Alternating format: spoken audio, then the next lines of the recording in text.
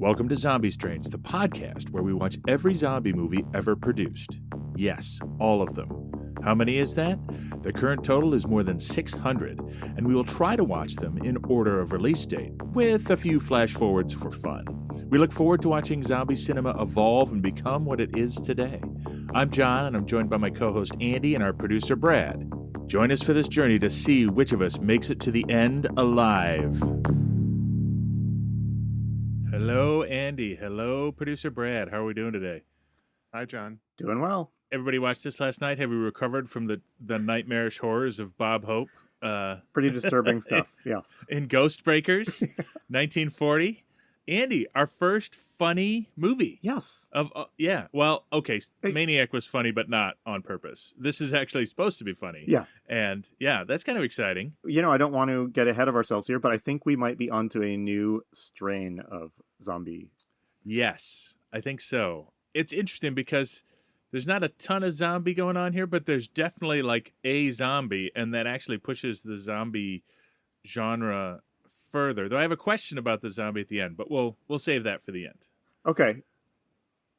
So, yes, we watched The Ghostbusters from 1940, starring Bob Hope and Paulette Goddard. So, do you want to throw in some trigger warnings before Brad does the rundown? Yeah, so this is, for the most part, a pretty lighthearted comedy movie. There's no real violence or gore or anything like that of note.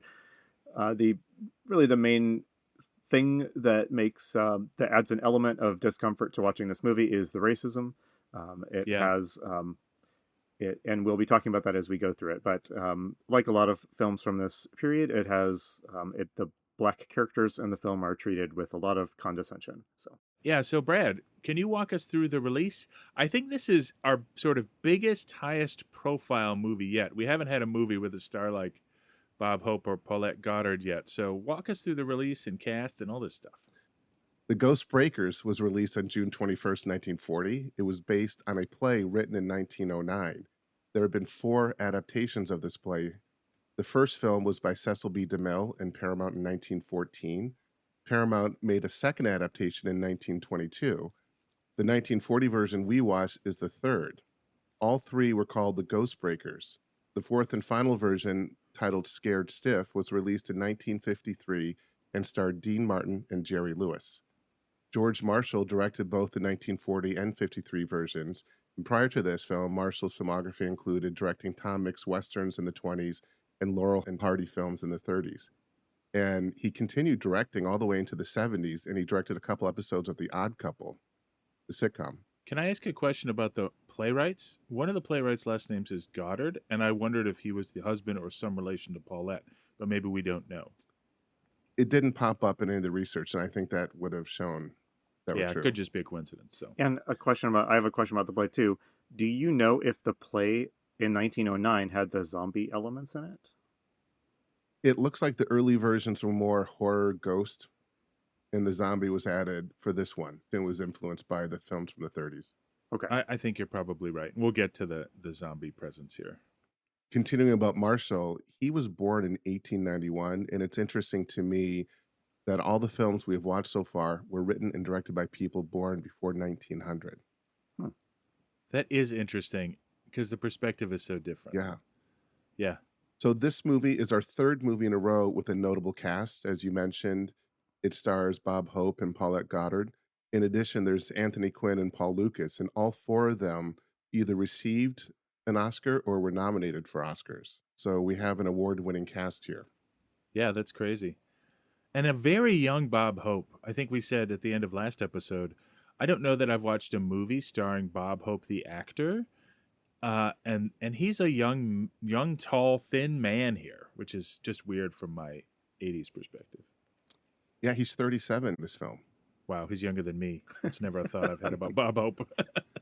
And at this time, Bob Hope was a major radio star. He had his own show, The Pepsodent Show, starring Bob Hope. It ran from 1938 to 1948. He had been making movies since the early 30s, but it wasn't until the release of The Road to Singapore in 1940 that he became a successful movie star. Hope and Goddard first teamed up together in 1939 on The Cat and the Canary, which is a successful horror comedy, very similar to this one, but not zombie. and they made 3 films together, the final being Nothing But the Truth. Paulette Goddard also was well known. She co-starred with Charlie Chaplin in 2 classic films, Modern Times, released in 1936, and The Great Dictator, released a few months after The Ghostbreakers. She was also in the running for Scarlett O'Hara in Gone with the Wind. I can see that. She's pretty great in this, but she's more funny. But anyway, sorry to interrupt. No, it's okay. I mean, she's a really good actress. Yeah. She won her Academy Award for Best Supporting Actress in the 1943 film So Proudly We Hail. Paul Lucas, who plays Parada, won Best Actor for the 1943 movie Watch on the Rhine. His co-star in that film was Bette Davis. Yep. Anthony Quinn is in the cast, and he plays the twins Ramon and Francisco Medeiros. Quinn is famous for the film Zorba the Greek and Lawrence of Arabia. Yep. He was nominated 4 times for Best Supporting Actor, and he won twice. And he acted all the way into the 90s when he played Zeus in several Kevin Sorbo Hercules TV movies. Oh, that's right. Oh, my gosh. Crazy. Now, there's some more genre fun here for genre fans. Richard Carlson, who plays Jeff, was in The Creature from the Black Lagoon and It Came from Outer Space. Oh. He was also in my favorite Abbott and Costello movie, Hold That Ghost, which is another classic horror comedy. Yep. Noble Johnson plays the zombie. Johnson was in The Mummy, King Kong, and Son of Kong. Johnson had a very interesting career. He was a successful silent film actor and then started his own film company, the Lincoln Motion Picture Company, in 1916, to produce what were called race films, films made for the African-American audience. The goal of the company was to produce films to battle the stereotypes of Black people found in most other films. Interesting. I kind of love that. And one of the things I love about this project that I didn't expect is we're learning a lot of history about Hollywood. And like with people like Noble Johnson and Freddie Washington, we're learning about early civil rights activists within Hollywood, which I think is really cool. And the last cast member to discuss is Willie Best. He plays Alex, Hope's valet. Willie Best's filmography is full of credits playing servants, butlers, porters, janitors, and so on. And as Andy mentioned, he was born at a time when his talents were minimalized and he couldn't be properly appreciated. Yeah, his character is treated in a condescending way, as Andy pointed out, which is too bad because this movie really is a comedy trio. It's Bob Hope working with Paulette Goddard and him alternatively to create a bunch of funny scenes. You know what I mean? Like he's as important to the bits as Hope is in a lot of ways. That, yeah. And he does get a highly placed credit in the film, and in many of his filmography, his credits are uncredited. So that's at least a nice thing that happened in this film. Ghostbreakers received positive reviews, and while there aren't reliable box office records, the fact that Hope and Goddard teamed up for another film indicates this was a moneymaker. And my last note about the film is Dan Akroyd cites this movie, along with the horror comedies of Abbott and Costello and the Bowery Boys, as inspiring Ghostbusters. That's amazing. I have 2 questions for you. One is, you're an Abbott and Costello fan. I remember watching them. What is the first, talkie, right? The spoken word movie with synchronized sound was 1928. So we're not that far from that. When did the Abbott and Costello movies come out? From memory, about 1940. Okay, so they're contemporaneous with this movie. They somehow seem older to me, but that just might be the bowler hats and stuff. So, yeah. I have another question. All right, so Andy and I don't like to throw around our huge Hollywood connections, but we do actually know somebody who met Bob Hope, and that person is producer Brad. So, Brad, you have a story. I think you worked on a telethon in the 90s, and you met Bob Hope to film a segment. You were producing it, right? In the 90s, I worked on the John Ritter telethon for United Cerebral Palsy, and I don't remember which year it was, but I was sent out with the executive producer of the show, the camera person, sound person, and me. I drove. We went out to Palm Springs to Bob Hope's lavish mid-century modern home that's on a hill that overlooks the entire Coachella Valley. I mean, it looks like a Bond wears that kind of architecture. And we were brought in, and the sound guy says, Mr. Hope walks in with his assistant, and the sound guy says, Mr. Hope, I need to wire you. And within 2 seconds, he had undone his belt and dropped his pants. For 70 years, he used to people wiring him for sound, and sound guy took the cable and ran it under his shirt, clipped the mic at his lapel. Mr. Hope put his pants back on, and then he read the cue cards for us. And within 20 minutes, we were finished. Yeah. The one thing I remember from you telling me that story a long time ago was you were very nervous because he was very old and he was sort of slow. But as soon as you said action, he was like, bang. He was on it and read the cards and was so sharp. interacting with them, we were talking to him and I was telling him the movies I liked and he didn't seem to really remember them. And his assistant sort of had to nudge his memory. And so it was a little concerning. And then the cue cards popped up, the light went on the camera, they said action. And then he was Bob Hope. And he read them with it, his voice was what he sounded like to you and me, as you remember from all these events. And it was pretty amazing experience. And on the way out, his wife asked if we wanted some cookies or any food from the kitchen. And the EP goes, no, ma'am, we need to go. And I was like, Bob Hope's wife just offered us cookies. And we said, no, I wanted to stay in the kitchen. Amazing. So sorry for the diversion, people, but I just love it is that a highlight. Story, because that is old Hollywood. It is. And I got lucky to meet him. Yeah. So while we have some historical context to talk about here, Andy, we're in 1940. What did you want to bring up? There's a lot going on, and one of the realms in which there's a lot going on is the box office, because this year was a powerhouse year for big movies. This year, Pinocchio, Gone with the Wind, Fantasia, and Rebecca all came out and were at the top of the box office. So a lot of competition for the Ghostbreakers, I would say. More generally, 1940, so World War II has kind of started in earnest. The phony war is over. Germany has invaded Denmark and Norway. The Blitz is about to begin. And FDR has won his third term. The Great Depression, I guess, is kind of wrapping up, but John Steinbeck's classic novel, Grapes of Wrath, got a Pulitzer this year. So, as we often talk, John, the historical context is especially interesting for horror films because horror films are so often channeling or reflecting societal fears. This is, as a lighthearted comedy, right. I think it's maybe a little bit less evident, but maybe we can keep our eyes out as we talk for ways that the incredible tensions that are mounting around the globe might or might not be reflected in this lightweight film.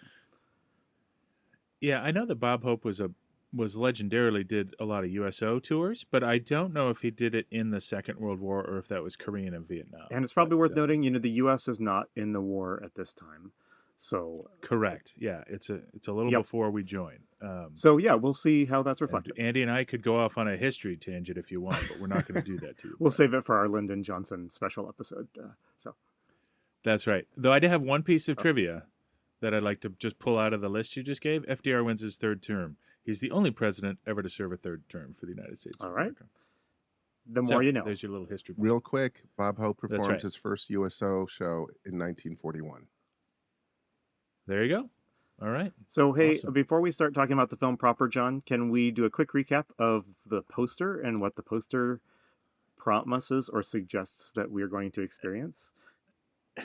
Yes. Can we try to avoid laughing so hard? I had a good laugh at this in our last episode because I was just taken aback by the poster. But for our listeners, so I'm looking at the Ghostbreakers poster. Unlike other posters of movies we've covered so far in this show, it doesn't have a lot of kind of salacious taglines or promises for us. Though Paulette Goddard's shoulder is bare, which I think at this time is fairly she is thrusting her bare shoulder towards us, the viewers. And so it has Paulette and Bob Hope there. And looming behind them, which John and I had a hard time dealing with the last episode, is a very goofy-looking ghost. A pink ghost, and you described it as having googly eyes. And so, this effectively communicates that this is, despite the word ghost being prominent in the title, this is not going to be a dark exploration of fear and terror.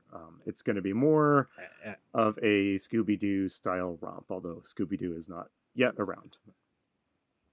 Yes. The last thing I'll say is Bob Hope is wearing a double-breasted suit and a tie with a broad collar. He wears this throughout without fail. It doesn't matter if he's climbing through a catacomb or sailing on a ship to Cuba. He is in this outfit. Although there are a lot of white suits in this movie as well.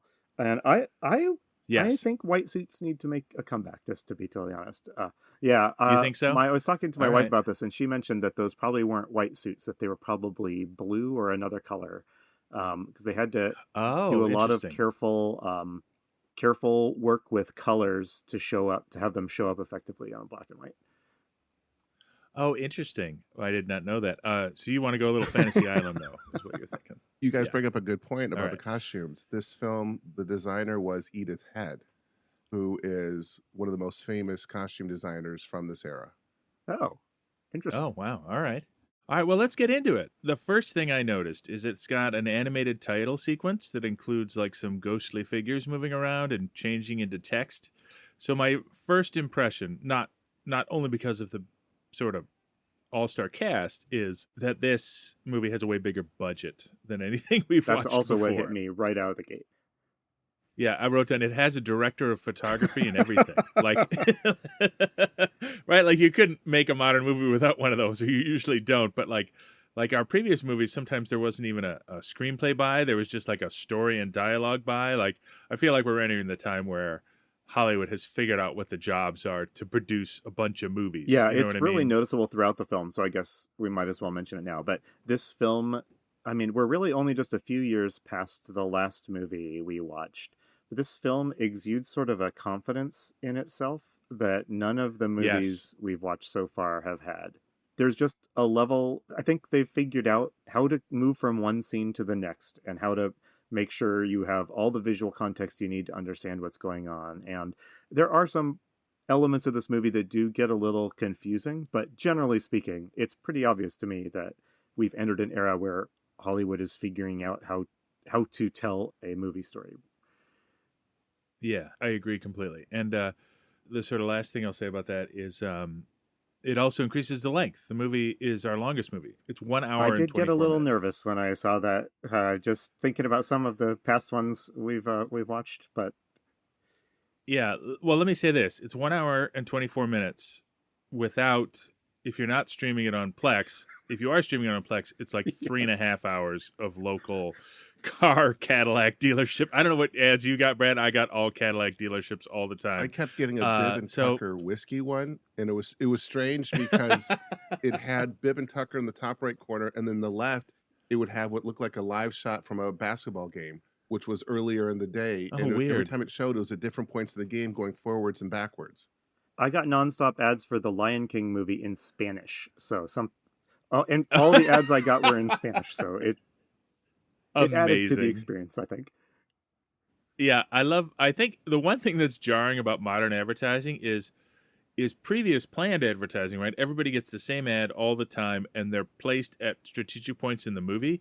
With modern, on-demand advertising that is customized to you as an individual, it's just randomly in the middle of a sentence, an ad shows up for 2.5 minutes, and then the sentence is finished. So, Plex, call us if you want to sponsor us. Okay, so let's get into it. So we start with a shot of the big city. They don't say it, but I think it's New York. There's a huge thunder and lightning storm. And we cut to one of our heroes, or one of our protagonists, a woman named Mary Carter, who is played by Paulette Goddard. And she's in the hotel, and she's there talking with somebody we are told is the Cuban ambassador. And they're talking about her moving to Cuba. It jumps right into it, and there's a lightning storm, and the lights go out in the hotel. That's the first thing. And here's how you know it's a comedy. The first joke is that the hotel staff brings up candles for everybody. And as she's picking up her candle from the door, this guy with a raspy voice who is clearly a gangster pauses to ask if he can light his cigarette. And she just flips off a joke, nice night for a murder. And he says, yes. How do you know about that? Yes. Right? So that's our first joke. But in this scene, and I think that the important cue of this scene is the ambassador. So she has inherited a castle in Cuba on an island called literally Black Island. And the ambassador here gives her the following advice. Oh, so you know the stories about Castillo Maldito. Mother told me about it. She also told me about Santa Claus, Snow White, and the Seven Dwarfs. Unfortunately, the legends about the castle are not bedtime stories. Mr. Aves, I believe you're trying to discourage me. Well, I suppose as a member of the Cuban consulate, I should paint the castle as a palm fringe paradise. But privately, Miss Carter, I advise you to stay away from Black Island. Yes, and the other thing we get from this scene is it's clearly established that Mary Carter is a working class person who's excited for this inheritance, and a very independent person. I think she's modeling sort of a more modern type of woman who can survive and function on their own, which, is not something we've seen before. And so that's interesting as well. Yeah, what do she you think feels about like this a scene, Andy? protagonist in a way that the female leads in the previous movies we watched have not felt. I Yes, wanted to ask, agree. did you notice we didn't get something that has been in most of the movies we've watched so far? We did not get a long text scroll giving us background. I think that is a reflection of the film people getting better at showing instead of telling, but that was a welcome change. Yeah, it reminds me more of the competence in this movie, because like in our last movie, right, Revolt of the Zombies, there were multiple scenes where it was sort of considered to be a good idea to fade out on the scene, both the dialogue and the scene, while people are speaking, as if it were like the end of a song on a record or something. You know what I mean? So yeah, it's more evidence that the Hollywood's becoming more confident, for sure. So, but then we meet our friend Lawrence L. Lawrence, who is a radio personality played by Bob Hope, and he is in his house. He's got to get to the studio to record, and we meet him, and we meet his, we'll call him his, they refer to him as his man, but basically his chauffeur, butler, combo I would call servant. him valet. Yeah, his valet, played by Willie Best, who we were talking about, the black actor who had a ton of roles and is very funny in this movie, but is generally condescended to. And we get a lot of that in this scene too. But it just establishes Bob Hope as a wiseacre, right? He just cracks jokes. And I think the first joke when the lights go out, he says, "Oh, Basil Rathbone must be having a party," right? That's his 1940s I think you need to joke. explain why that's a joke. Not everyone knows who Basil Rathbone is. Yeah, sorry. So, yeah, you're right. I hadn't thought of that. So even before this movie, Basil Rathbone was playing Sherlock Holmes in British movies, and they were always horror movies. I don't know why the lights out in particular means Basil Rathbone is having a party, but I think it's a reference to just him being a horror movie actor, right? And the Sherlock Holmes movie being scary, like The Hound of the Baskervilles. Can we talk for just a quick sec? What we mean when we say that the character Alex is treated condescendingly? We don't need to go deep into it because we're not experts, but he is portrayed as like a loyal and good-hearted kind of companion, but who is maybe a little dim-witted and easily frightened. Yes. And it's a stock character. Correct. And if you've seen other movies from this era, I think you've seen a lot of this. But that's what we mean when we say that the movie is condescending towards this character. Yeah, I agree. The other connection we make here is the man who got his cigarette lit. His name is Raspy, because of his voice. Raspy Kelly, played by Tom Dugan, comes in and talks to Bob Hope. He's a character in the movie, but what he does is he gives Bob Hope some information about some mobsters that Bob's going to talk about on his radio show. This was really interesting to me. Do either of you guys know, was this a thing? Was like underworld radio gossip a thing? Because it suggests that Bob Hope's character is sharing gossip about the mobsters in town the way you would share news about like who Brad Pitt is dating. Was that just a thing? It was weird. They're like Is celebrities that just or this something. movie? I couldn't find any evidence of gangster gossip radio shows. I think it's a gag for this movie. Yeah. So we go back to Paulette's. Another person shows up, and this is a character who's going to be around for most of the rest of his movie. His name is, I believe we call him Prada. He is from Cuba, and he is the one who's going to execute the deed on this transfer of the castle. Yeah, he's a lawyer or solicitor or something. Yes. And then what happens is he makes her an offer just as he's about to sign and saying, "Hey, I have an offer for this castle if you want to sell it." Because obviously a young woman like yourself should not be moving alone to Cuba. And she turns him down. And also during this scene, we get introduced to another character.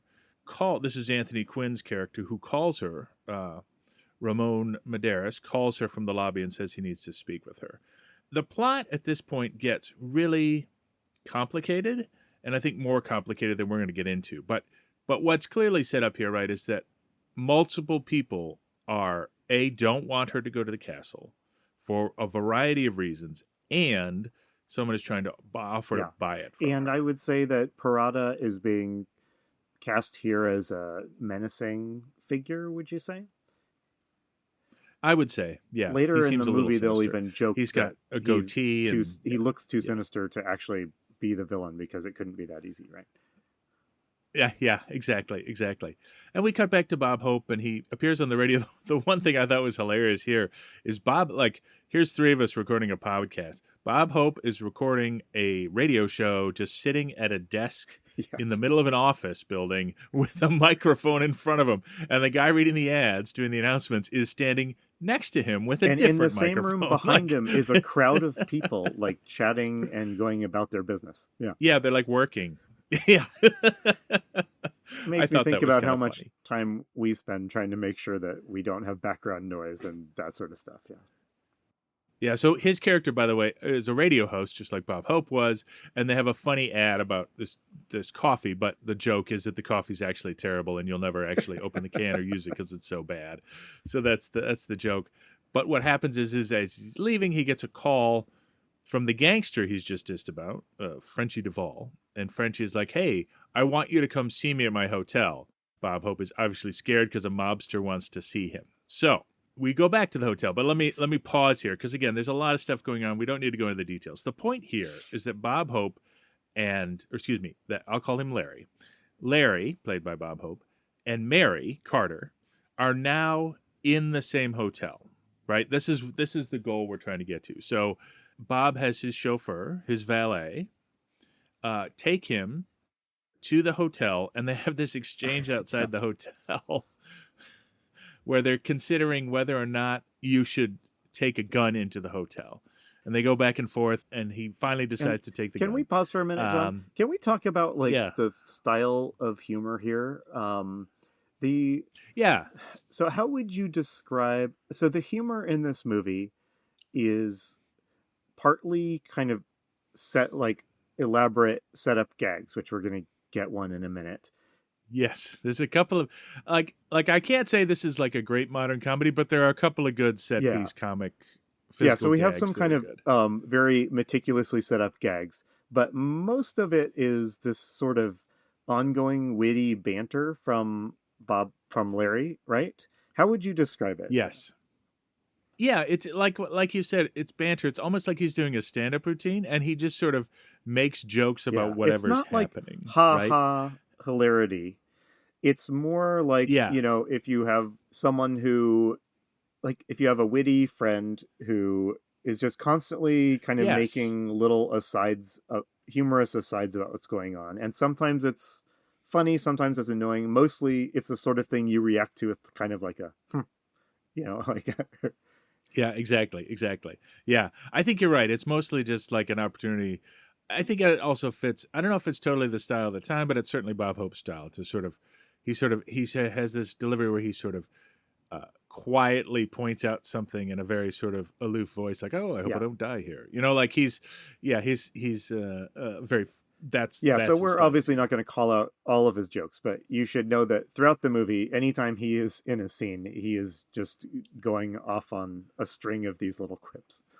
Yeah, we're not going to do many of them at all, in fact. But it's just Did know you find that them it's funny, constant. John? I mean, yeah. Occasionally, he got off a zinger that I found funny, but it was not like the hit and miss ratio wasn't, or the hit ratio wasn't super high for me. But again, that could just be I a had cultural the same thing experience. at the time. Okay, but anyway, we just had this. Hey, Andy, to me, it was very similar to Abbott and Costello, which means it was probably very vaudeville. This sort of live performance where they were used to these lines that they would use over and over, or these setups that they would use to deliver their lines. That makes a lot of sense. I gotcha. All right, so John, we just had this scene where it was kind of an entertaining scene where they're debating whether to take a gun in, and he decides fatefully to take a gun in. To take the gun. So what happens is the plot gets really intricate right here, and I'm not going to break it down in detail for you. But what happens is the man who called Mary and said he needed to speak to her goes up to her floor. He runs into Parada. Parada shoots him, but Bob Hope thinks somebody's shooting Larry, played by Bob Hope, thinks somebody is shooting at him, so he shoots. So Larry is convinced that he has shot a man in the hallway outside of Mary's apartment, and he goes into Mary's apartment to run away. Now, we know as the audience that he hasn't done this, But he doesn't know, and Mary doesn't know. So this is the first time Bob Hope and Mary meet, and there's a physical gag where he's like holding a gun, but he's shaking so much, like that he's actually more scared than she is, even though he busts into her room, and then Paulette makes this comment. Say, you're terrified, aren't you? Yeah, a little sick, too. I don't mind dying, but I hate the preliminaries. Well, put down that gun. The way you're shaking, you might shoot somebody. Yeah, that's the trouble. I just did. Oh. I feel the same way about it myself. I think my blood is running the wrong way, if it's running. Who'd you shoot? I have no idea. Is it murder to kill a perfect stranger? Why'd you shoot him? He was shooting at me. Well, isn't that self-defense? Lady, when you kill one of Frenchy Duval's men, it's suicide. Yeah, that's probably the best example of the humor that we have, right? Like that, it's a lot of that. I like this gag where he thinks he's shot a man.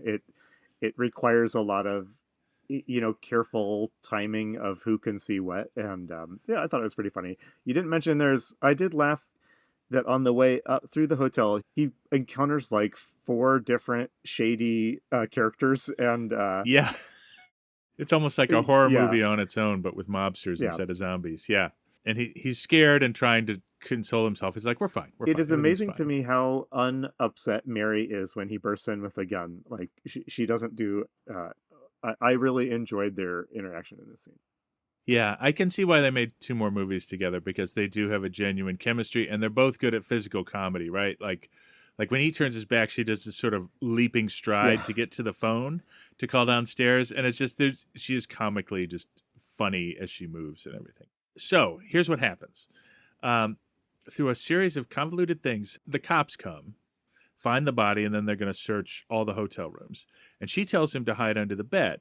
But when the cops come in, he's not there. And what we've realized is that she's leaving for Cuba. She's packing, and he has hidden himself in her trunk, which is gigantic. Like it's a huge trunk, like an old travel trunk that nobody carries anymore. I think they call those steamer trunks. Steamer trunks. That's right, because you're going to ride on a steamboat, right, with your trunk. So Willie comes up. Sorry, Alex, his valet, comes up. He's looking for him, too. There's some good physical comedy where she's trying to hide this scarf that he's left on the chair because it will incriminate him. It's a fun scene, actually. I enjoy the hijinks in this scene. But the point is, he ends up on a steamer trunk getting taken to the boat she's going to sail on to Cuba. And the reason that's important is that's why the cops don't catch him, right? The cops are sweeping the building, and that's how he gets away. This was a pretty funny scene. It's one of those scenes where, the cops are looking under the bed, they're poking around, and you keep expecting them to find him. And then you slowly realize the only place he could be hiding is in this trunk in the middle of the room. It's pretty funny. Yeah. It is pretty funny. Then the trunk ends up going to the ship. Alex, the valet, tries to get him out of the trunk. There's a comedy bit where Alex is trying to get Bob Hope out of the trunk, and Bob Hope has cut a hole in the trunk, and he's talking. And a drunk man thinks that it's Alex doing ventriloquism and insists that he do it more. What did you think of this scene? This scene didn't really land for me. I mean, it was a little funny. It just sort of stretched on. Well, I would say this scene reminds me of Abbott and Costello scenes where you have your plot and then suddenly they drop in their old vaudeville gag that has nothing to do with the film, but they know that it gets laughs, so they're going to run it. Yeah, that makes sense. Yeah. It's like a comedy bit that's not relevant to the plot. There is a little visual gag that I will confess made me laugh, and there is a sticker or a picture on the side of the steamer trunk he's in of like a woman's head, and he has poked his finger through the mouth of the picture, so it looks like a tongue, and he's waggling his finger around. There's no reason he would be doing this except for this gag, but it made me laugh. So, John, can we pause for a second? Now, think about at this point in the movie, we are almost halfway through the movie at this point. And we've only heard about the spooky cast. We haven't seen a thing. Just think about how much energy and effort the movie has put into getting the whole point of this is that Mary and Larry are on a boat going to Cuba. That's it. I think the past couple zombie movies we watched would have started with them on the boat, and there would have been a text crawl saying they got into hijinks in New York and wound up on the same boat to Cuba. But here we've spent, 40, 45 minutes setting this up. Like, did this feel like a big waste of time, or were you enjoying this? Did you think it was like setting something up interesting? I wasn't sure. And I'm still not sure. I think it ended up being a little tedious, but they definitely went to very, like, in none of the movies we've seen from the 30s, this movie goes into like meticulous staging and blocking so that it's very clear how things happen, right? Ramon comes up, Ramon gets shot, Bob Hope thinks he shoots him. It creates a very convoluted story that we're kind of glossing over to get him on this boat. And I feel like I appreciate that, right? Because I think some of the weakness some of the early movies had were just like, we would be like, where are we now? Like, I don't know what's going on. So it's almost like a correction in the wrong direction. I mean, you do feel like you know the characters of both Larry and Mary pretty well, I guess. By the time actually that's because the plot is really going to Yeah. start now on the boat to Cuba, right? Yes. So they're on the boat to Cuba. We won't talk about it in detail. There's a few secret conversations and people are talking and more people urge Mary to sell the island. What I will bring up is that there is the one best comedy physical bit in the movie for me was when Alex finally gets him out of the trunk and he can't stand up. So he's walking around like squatting and walking around on his feet. And he makes jokes about looking like an organ grinder's monkey. And like, there's this just wonderful physical bit where he can't stand up, and that makes me laugh. But in this scene, we also discover, hey, that gun Alex tells him, that gun I gave you was a 32, and they figured out this guy was shot with a 38, so it couldn't have been you. Or as Bob Hope says, hey, that's 6 points in my favor. And as a historical note, Alex sees that in the evening newspaper. So in theory, this is like just a few hours after the murder, and it's already in the newspaper. Isn't that crazy? Yeah, I'm not sure that's realistic, but suddenly everybody's relieved that Bob Hope is fine, hasn't killed anybody. We're not worried about the police. Like the idea of being worried about police or being extradited to America, like that, all just that was goes the point away, that made me think. right? So why did we watch the last 45 minutes? Was there a simpler way we could have gotten Bob Hope in a trunk and get him on this boat? I think those characters become important at the very end, Ramon and Parada, but yeah, they sure took a long time to get here.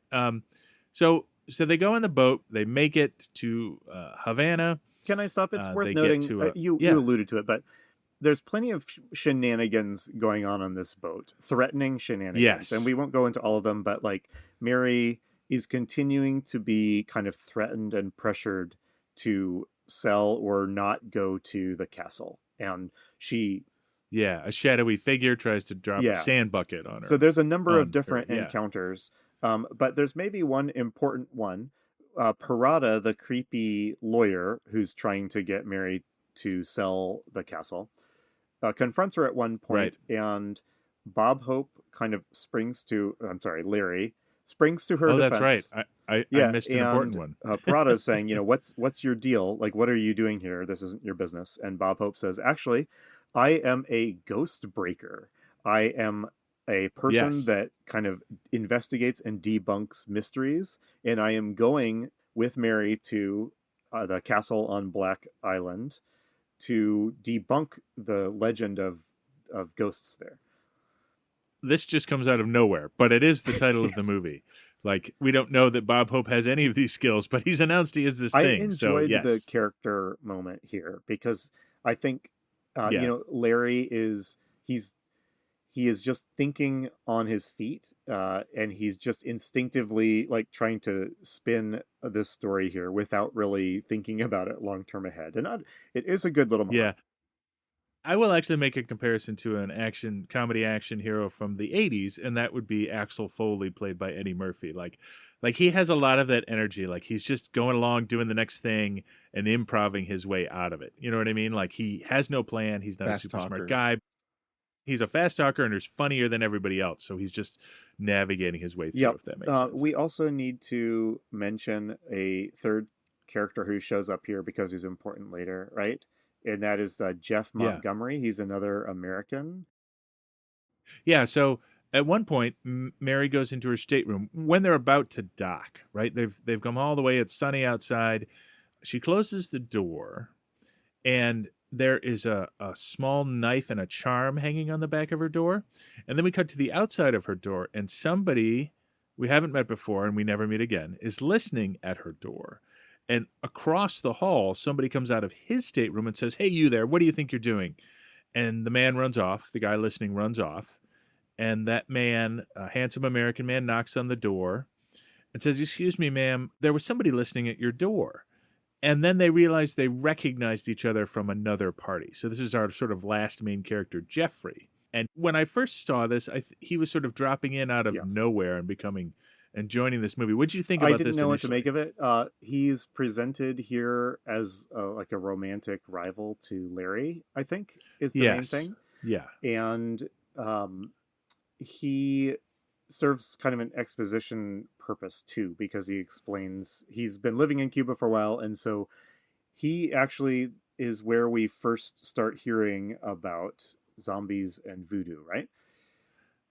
Yeah, and actually we'll play a clip of him doing that, because he also, I don't know if they just lifted this from the movie or if it's a real thing, but we have a throwback to one of our previous movies. So yeah, here's what Jeffrey tells her about the charm. You've lived in Havana for some time, haven't you? Oh, practically a native. Perhaps you can tell me what that means. Hello. What is it? It's a voodoo awanga. Of what? An awanga. Charm prepared by a voodoo priest. Some of them are supposed to bring good luck. But not that one. No. This is a death awanga. Yeah, so Wanga, he actually says He actually Owanga. says all three vowels up front. Yeah. Yeah. Yes, but that's a throwback to, so this must have been, like, I don't recall watching bad horror movies as a kid. I recall zombies and voodoo dolls and all that stuff, but I'd never heard of a Wanga before our movies here, but apparently it was me a thing neither. I think in the late somewhere over the years, the Wanga kind of drifted out of the vocabulary of horror movies. Yeah, I wonder why. But then we get a quick scene of Bob Hope talking to Parada again, and then Bob Hope joins this scene, and we get some more exposition from Larry. And I'm not sure why Bob Hope brings up the word zombie, but he does. And Jeffrey says this. When a person dies and is buried, it seems there's certain voodoo priests who have the power to bring him back to life. How horrible.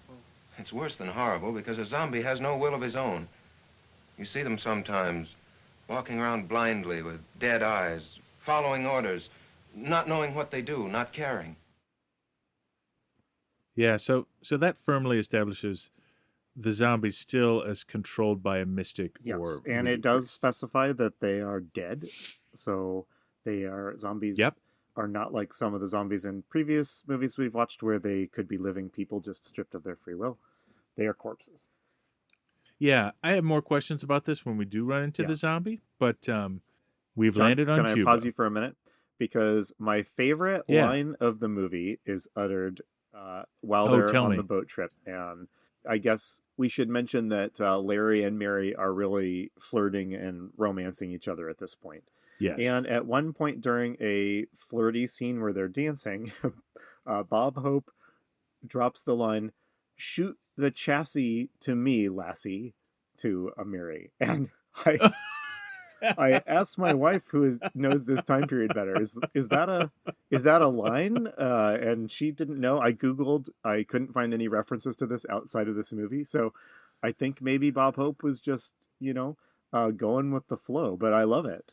So nice. And I also want to mention in one of our earlier sound clips, we heard a loud foghorn type thing in the background, and just like kind of a recurring gag in this movie that foghorn sounds at moments of tension and breaks the tension, whether it's romantic or otherwise. Absolutely. So I thought that was pretty funny. Yeah, that is funny. What happens next is the convoluted plot returns. Mary goes to dinner with Jeffrey. It's the first time we see Anthony Quinn again, except for this time he has a mustache, and we find out he is not Ramon, but Francesco. Listeners, if you don't know what any of that means, I didn't really understand this either during the movie. So yeah, that's fine. He is Ramon's twin brother. It's all fine. We're going to sort of brush past it. The point we're trying to make here is that Bob, Hope, and Alex have decided to go to Black Island to visit the castle without Mary. They want to investigate it first. And Mary is having dinner with Jeffrey, but she realizes that she wants to go there too. That's all she wants to do. But is told that no one will take her all the way there. So all of this incident on Cuba is really to set those two things up. Would you agree? Is there anything you wanted to pull out of there that you think is super there's, important? Continuing shenanigans of shady people lurking around and threatening messages sent to Mary. So the pressure is still on Mary. Don't go to the castle. She bumps into this guy multiple times who ends up not really being part of the solution or the end of the plot, but again, we're gonna skip over them because they just create confusion, I think, for listeners.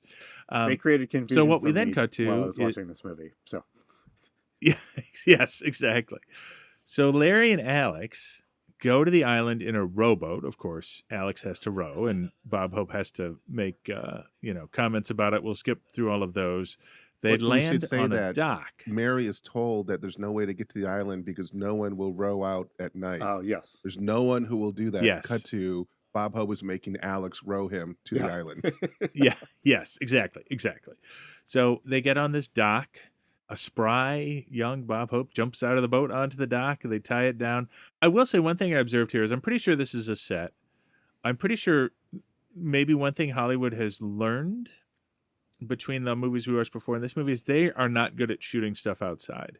So I think anything that looks like it's outside here is actually on a set. I don't think there's any actual outside shots. I think you're right. As they're doing this, looming in the background, when we get our first look at the castle on the island, it's a pretty good looking ruined castle, I would say, and it has a sort of Spanish flair to the design. It's not just a Gothic castle implanted from Eastern Europe.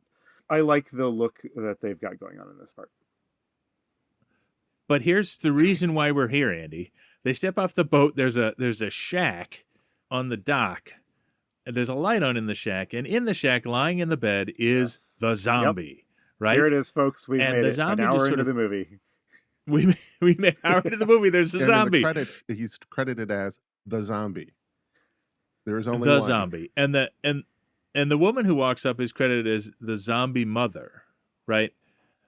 So there's a bunch of stuff we could talk about here, but as we're a zombie podcast, I think we have to dwell here for a moment. So this is our first, in my opinion, Andy, a zombie prosthetic effect. Yep. He has this like augmented brow ridge. He does not look like a normal person. He looks like some sort of monster, which looks kind of funny. And the other thing I'll mention is, I wanted to mention this earlier. So when I look at him and his zombie mother, there's an episode of Scooby-Doo called Which is Which? And the zombie sort of with the big brow ridge and the witch together really, I think, is a strong echo of this movie. So I also made me realize we are in, at this point, a Scooby-Doo episode, because Larry's professed goal is to figure out, quote, what is really going on here, right? He doesn't believe there's really ghosts. He thinks this is all fake. It is kind of funny when they peer in at the zombie. They're like, oh, that must be the zombie.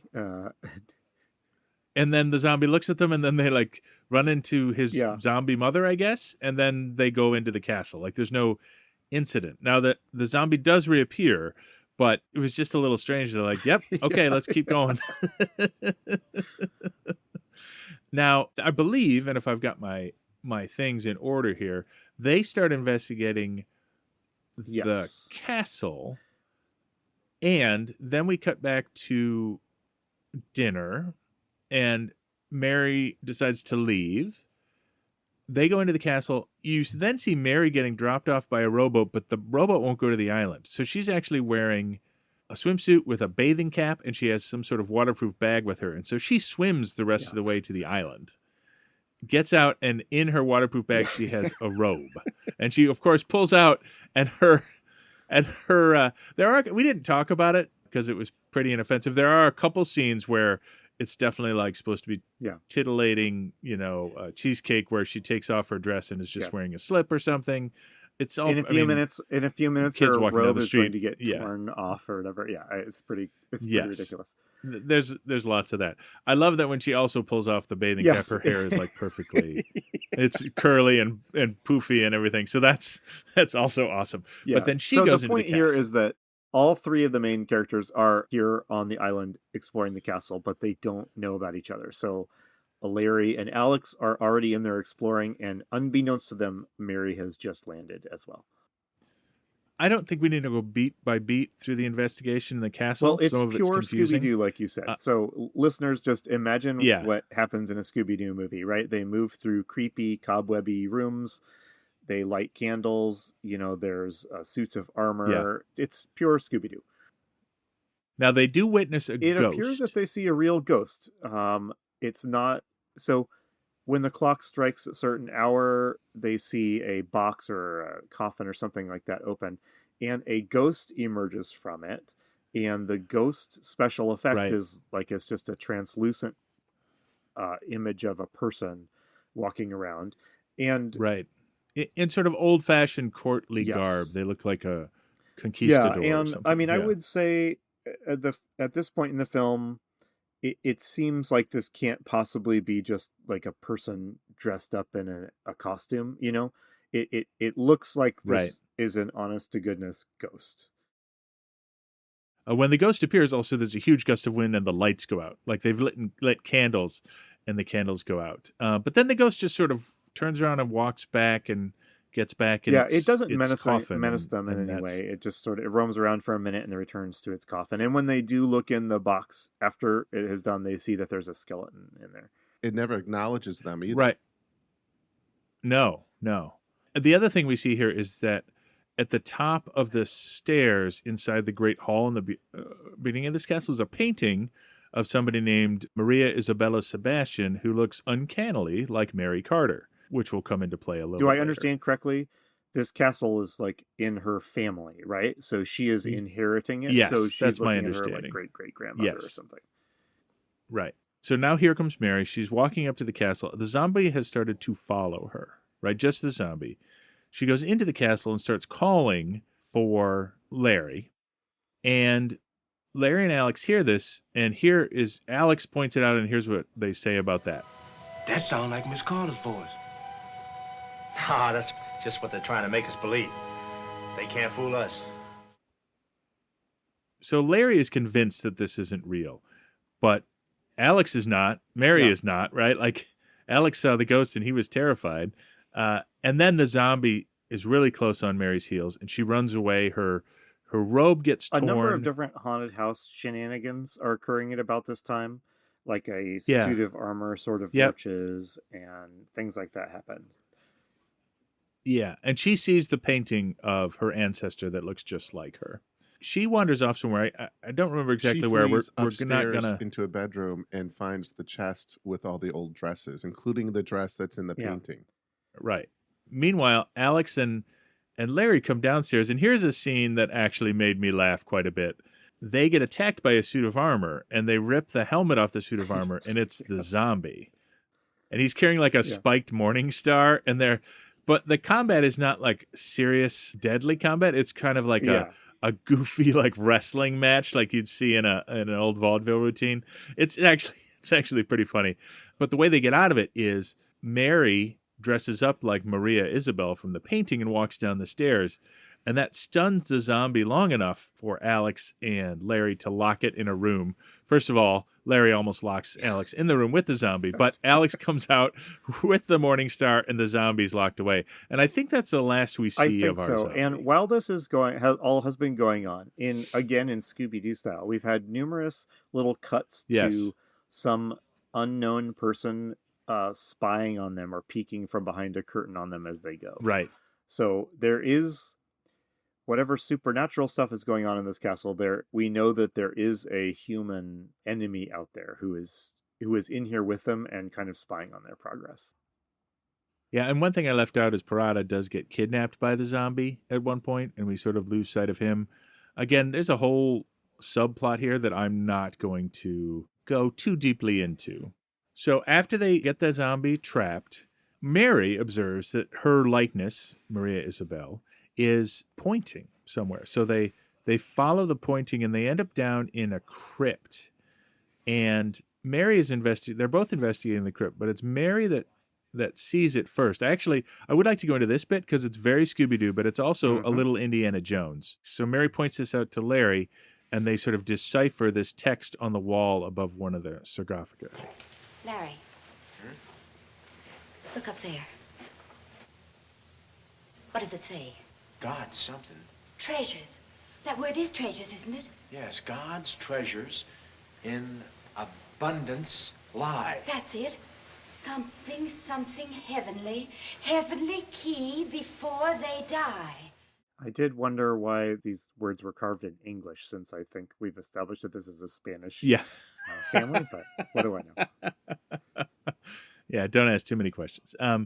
Here's a clever bit that I like, though. In true Indiana Jones style, there are these figures carved into the wall. And what she figures out is that these figures are not soldiers. They're musical notes. And she takes a piece of chalk and draws like a musical stanza on it and then plays those notes on the, of course, mysterious organ that is down there. I just thought that was kind of a fun bit. And what they end up doing... Yeah, John, they doesn't find... your family have a big organ in the family crypt? We don't. And in fact, we don't bury people in the house we live in either, which is another big difference bury between them us and in this glass family. coffins. In glass cases at one, yeah. But what happens is Parada, who is assaulted by the mummy, rises out of one of these glass cases, and they think it's another undead rising, but it's not. And he tells them, it's here. I forget exactly what he says, but he gives them the next clue they need to make it underneath the crypt. There's another them the clue they sub-level. need to figure out that the carvings on the wall are musical notes. Yeah, and then Mary plays that measure over and over, and it causes a secret passage to open up. Right. And they go down there, and the movie then races to a conclusion. And this is the most Scooby-Doo part. I'm just going to go over it, but if you want to pause to pull anything out of this, let me know. So they go downstairs. Francisco is behind them, Anthony Quinn's character. They discover there's basically it looks like a mine down here. There's like a mine cart and a train track. Francisco gets shot by a mysterious hiding person, and then that person jumps out. Yeah. And it's Jeffrey. This is our big villain reveal. I think the movie has been working hard with mixed effect to throwing lots of potential villains at us throughout the movie. I think they're really, really trying to not make us suspect Jeffrey. I don't know about you, John. I guessed pretty early on that Jeffrey was the villain mostly because of this, but I'll be honest, I was confused. I was like, why are we even talking to this guy? And what I should have made, which I didn't, was the jump of, we're talking to him because they've introduced him as the villain, and I just didn't catch it. Oh, he's been, he's been super nice and super kind. And, in the language of films, that can often be a sign that there's something going on. So I wasn't too surprised when it turned out to be Jeffrey. Then in true Scooby-Doo fashion, he dumps the whole plot right here. I did everything I could to keep her away from here. I even tried to buy her out. But first your brother and then Parada crossed me. What's it all about? A vein of silver as white as the island. That's what it's all about. I discovered it and it's mine. Yeah, so that's it. Like the first time we've heard of it, the last time we've heard of it. Yes. At one point, the zombie mother comes in during this scene and screams and run away. I have a question about the zombies later, but let's just wrap this thing up. Clear, the treasure here is there's a mine, a silver mine underneath the castle. A silver mine. Is the big treasure. Is kind of the secret of all this. How does Jeffrey get gotten? Oh, so it's a funny visual. Shaft? It's a funny visual gag.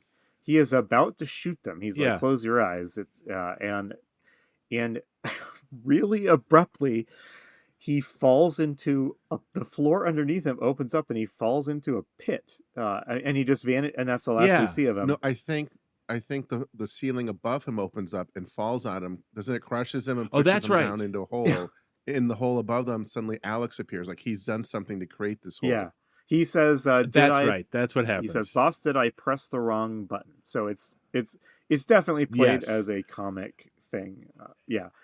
As a comic bit. Yeah, there's no action, despite all the guns and threats, there's no actual tension in this movie in that way, So then she's saved, and we end there. I don't know if anything else happens. They get engaged to be married, and then the credits roll, basically.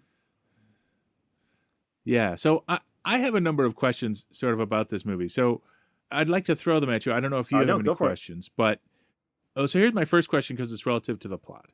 So they reveal later that the ghost Yes. was actually real, right? But so Francisco Alex and Anthony Quinn tells him this, but they don't discuss the zombie. Is the zombie real, or is the zombie just part of the plot? The zombie thing felt very much tacked on to this, to me. Yes. I don't think that the basic setup, haunted castle, I don't really think that zombie fits really naturally into it. Like a voodoo zombie. No. I mean, what we have here is like a classic gothic haunted castle.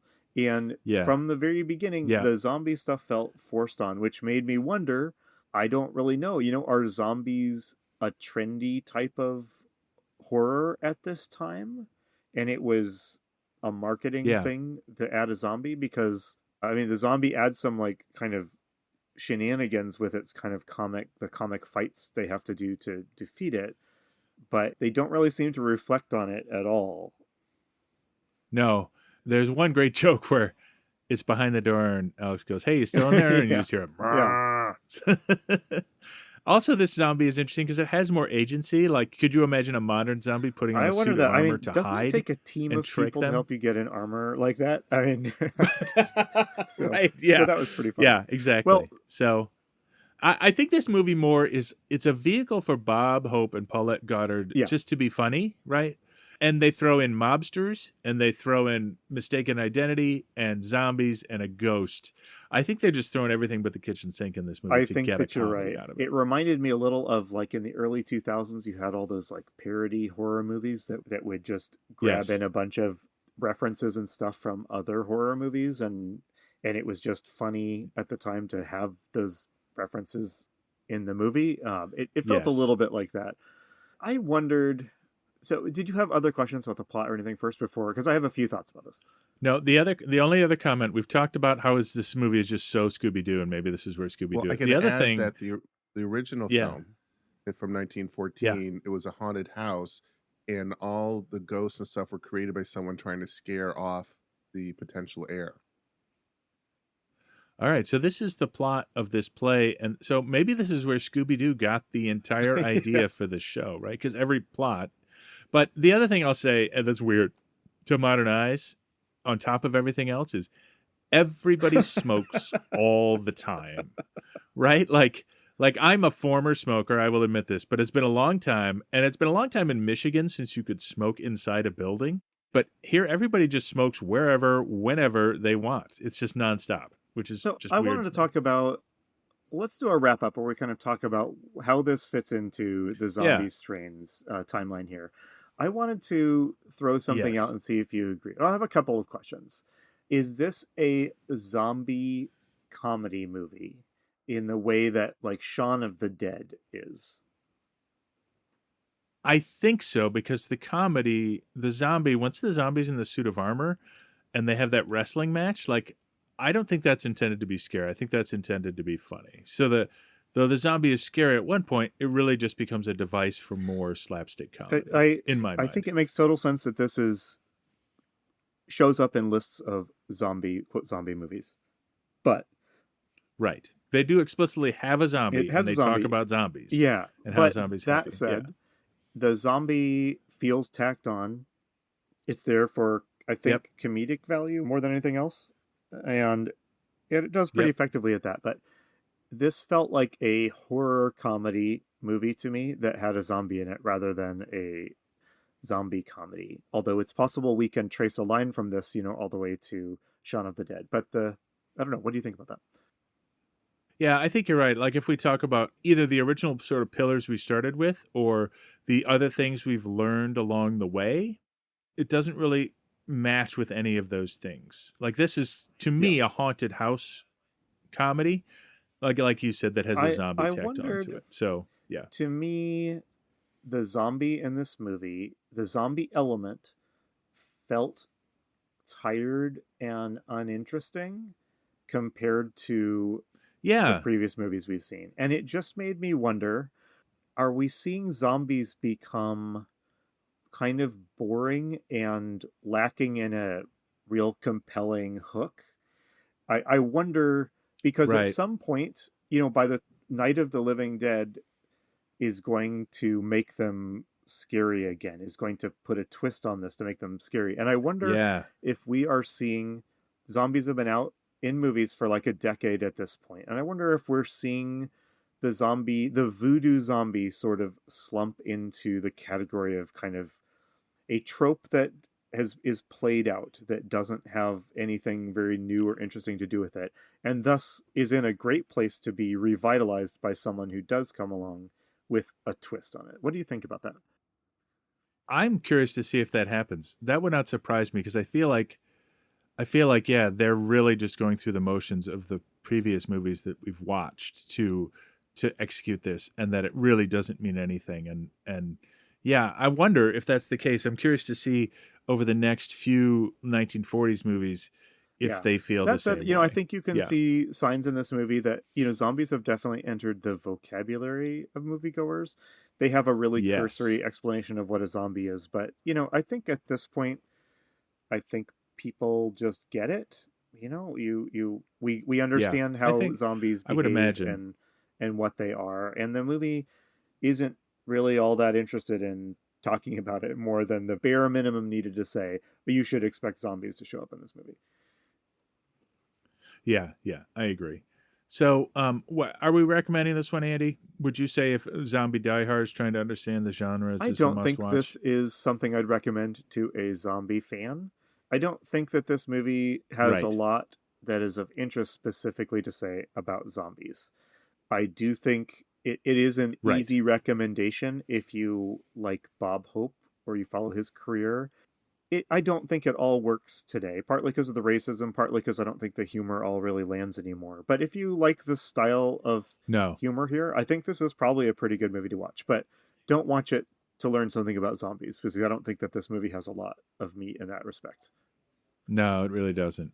I think the thing we got out of it is, wait, this does inspire a bunch of stuff that has nothing to do with zombies, right? Ghostbusters, Scooby-Doo. Like, I would argue that this maybe is an influential movie, but not for what we're I mean, at this point, it's pulling in zombies and giving it the same weight that it gives the other well-trod horror tropes that it pulls in, like the ghost and the Gothic castle and that sort of thing. So, But if John and Andy were on Black Island in this castle, could they survive against a zombie in a suit of armor?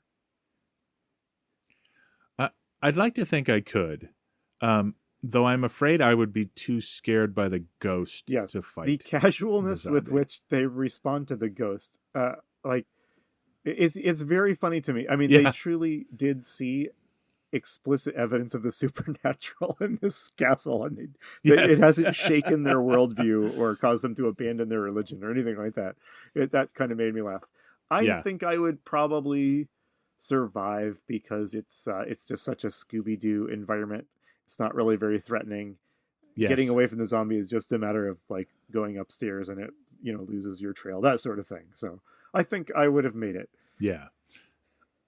There is one person who dies. Parada does die, killed by the zombie, but that's the only. And person. Ramon, in the beginning, he got shot. Poor Anthony Quinn gets shot twice. He gets shot to death early, and then as a twin, he gets shot in the hand later. I know this is going into plot that we said we would skip because it was confusing. I actually thought he had been like shot by Jeff, or someone. I didn't know that Jeff the zombie or was it Parada? So I would need to go back and rewatch, but I want to. No, he wasn't. Anthony Quinn was never killed by a zombie. His hand was shot by Jeff. But it's unclear why Parada would shoot Ramon in the beginning. Yeah, I think they're trying to say he's protecting her, but we don't. It's not clearly stated. Yeah, it's not. So that stuff was all confusing, and I don't really care too much. It was confusing. The one thing that's clear is that Jeffrey was the person who was trying to buy her out through Parada, but I don't think that explains everything. I think the plot is there's too many red herrings and confusing bits to really, go. So through I think in conclusion, I would say this is maybe it's not a new strain of zombie film exactly, but I think it is a film that is recognizing the comedic possibilities of the zombie trope in addition to just the scary fear horror possibilities.